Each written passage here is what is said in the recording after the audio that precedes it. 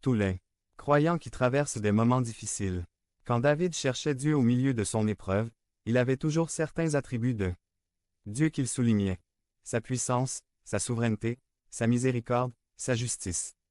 De tous les attributs de Dieu, il y en avait un qui revenait sans cesse à David pour l'aider. Dans les épreuves, aujourd'hui, nous allons nous pencher sur ce mot qui encourageait David tant de fois. C'est un mot en hébreu utilisé 246 fois dans l'Ancien Testament et 127 fois dans les deux psaumes. Différents mots français sont utilisés pour traduire ce mot hébreu. Sur les 127 fois, dans les psaumes, 72x bonté S, 41x miséricorde 26x in psalm 136, 9x grâce S, 1x amour 1x aimable, 1x faveur, 1x bienfaiteur PS 144.2, 1x bon PS 59.18, 2x affection 1 Psalm 20.8. Dans 17.7 David dit signale ta bonté. Version Colombe dit montre les merveilles de tes bienfaits. En anglais, NASB, Wondroushow. Your loving kindness, Summer 2000, fait resplendir l'immensité de ton amour. Darby rend admirable ta bonté. C'est ma prière pour nous tous.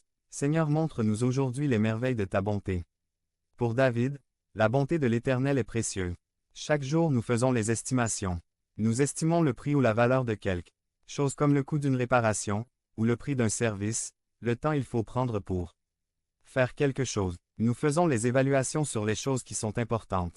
De temps en temps nous faisons les estimations, mais plus tard nous voyons que nous avons eu tort, comme le monsieur qui a vendu une peinture dans sa maison à quelqu'un et qui a trouvé plus tard qu'elle a eu une valeur d'1 million de dollars. La parole de Dieu est un endroit excellent pour chercher la vraie valeur de quelque chose. Surtout, quand nous voyons un mot comme se trouve dans notre texte, précieux. Ce mot indique quelque chose de grande valeur. Malheureusement nous n'estimons pas la bonté de l'Éternel comme il faut. C'est quelque chose comme la peinture dans la maison du monsieur. Comme un ordinaire. Nous utilisons le phrase Dieu est bon souvent, au point où les mots ont perdu leur valeur. J'espère qu'aujourd'hui nous pouvons voir encore la bonté de Dieu comme il faut. Nous allons voir que une haute estimation de la bonté de l'Éternel est essentielle pour que le croyant puisse confier en Dieu. L'estimation de la bonté de l'Éternel. PS 143.8 Fais-moi dès le matin entendre ta bonté. Car je me confie en toi.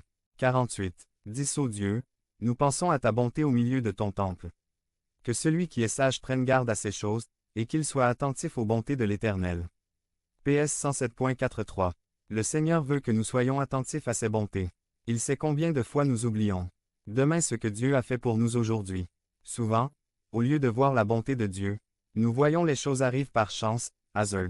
Mais avec Dieu, il n'y a pas de chance. Pour ceux que